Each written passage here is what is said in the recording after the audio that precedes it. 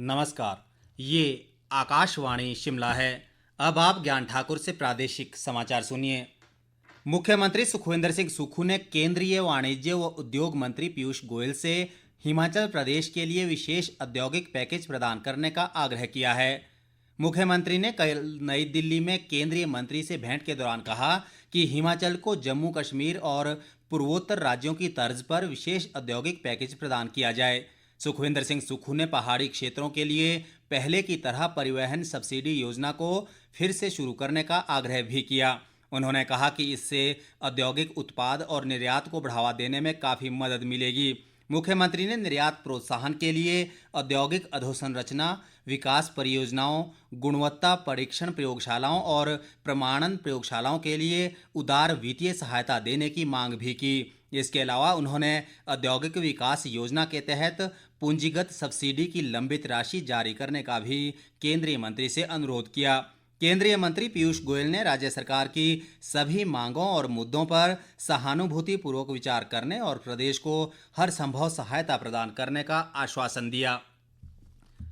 केंद्रीय गृह व सहकारिता मंत्री अमित शाह ने कहा है कि केंद्र सरकार ने 3 राष्ट्रीय स्तर की बहुराज्यीय सहकारी समितियों की स्थापना की, जिसमें राष्ट्रीय सहकारी निर्यात लिमिटेड, राष्ट्रीय सहकारी ऑर्गेनिक्स लिमिटेड और भारतीय बीज सहकारी समिति शामिल है।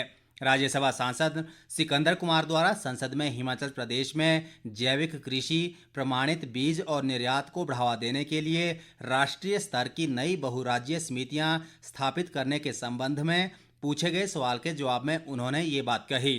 अमित शाह ने बताया कि इन समितियों को बहुराज्यीय सहकारी सोसाइटी अधिनियम 2002 के अधीन पंजीकृत किया गया है।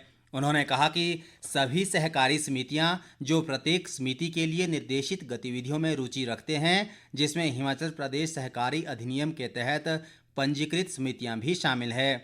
सांसद सिकंदर कुमार के एक अन्य सवाल के जवाब में अमित शाह ने कहा कि केंद्र सरकार को सहकारी शिक्षा, प्रशिक्षण, अनुसंधान विकास और प्रशिक्षित कार्य बल की गुणवत्ता के लिए राष्ट्रीय स्तर के सहकारी विश्वविद्यालय की स्थापना के लिए प्रस्ताव प्राप्त हुए हैं। आयुष, युवा सेवाएं व खेल मंत्री यादविंद्र गोमा ने कहा है कि वर्तमान प्रदेश सरकार ने खिलाड़ियों की प्रोत्साहन राशि में अभूतपूर्व बढ़ोतरी कर खिलाड़ियों का सम्मान किया है। कांगड़ा जिला के पंचरुखी में 21वीं Akhil Bharatiya doctor Yashwant Singh Parmar memorial volleyball प्रतियोगिता का शुभारंभ करने के बाद लोगों को संबोधित करते हुए उन्होंने ये बात कही। 3 दिवसीय प्रतियोगिता में देश की 8 टीमें भाग ले रही हैं। इस अवसर पर गोमा ने कहा कि प्रदेश में 20 स्टेडियमों का निर्माण कार्य प्रगति पर है और इस वित्त वर्ष में उच्च स्तरीय खेल अधोसंरचना के लिए 28 करोड़ रुपए से अधिक की राशि खर्च की जा रही है। उन्होंने कहा कि मुख्यमंत्री युवा खेल प्रोत्साहन योजना के तहत प्रत्येक विधानसभा क्षेत्र में एक खेल मैदान बनाने के लिए 15 लाख रुपए की राशि उपलब्ध करवाई जा रही है। यादविंद्र गोमा ने कहा कि खेलों को बढ़ावा देने के लिए सिरमौर के मजरा में हॉकी एस्ट्रोटर्फ मैदान का निर्माण किया गया है। भाजपा विधायक व प्रदेश भाजपा मीडिया प्रभारी रणधीर शर्मा ने कहा है कि सुक्खू सरकार अपने कृत्यों से हीन भावना में ग्रस्त है और विपक्ष के सवालों के जवाब देने की सरकार में हिम्मत नहीं है। शिमला में आज पत्रकार वार्ता को संबोधित करते हुए उन्होंने कहा कि विधानसभा सत्र भले ही छोटा रखा गया है, लेकिन विपक्ष 4 दिन में भी मजबूती से जनता के मुद्दों को सदन में उठाएगा।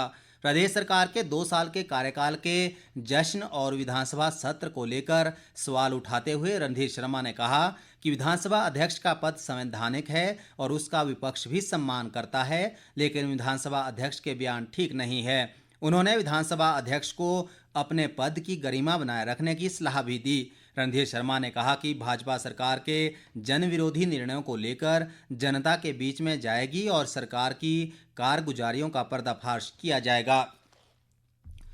विश्वविद्यालय अनुदान आयोग जल्द ही स्नातक छात्रों के लिए डिग्री पाठ्यक्रमों की अवधि कम करने या उसे बढ़ाने का विकल्प प्रदान करेगा। विश्वविद्यालय अनुदान आयोग ने त्वरित और विस्तारित डिग्री कार्यक्रम के लिए मानक प्रचालन प्रक्रियाओं को मंजूरी दे दी है। आयोग के अध्यक्ष जगदीश कुमार ने मीडिया को बताया कि त्वरित डिग्री कार्यक्रम से छात्रों को प्रति सेमेस्टर अतिरिक्त क्रेडिट अर्जित करके कम समय में 3 साल या 4 साल की डिग्री हासिल कर सकेंगे।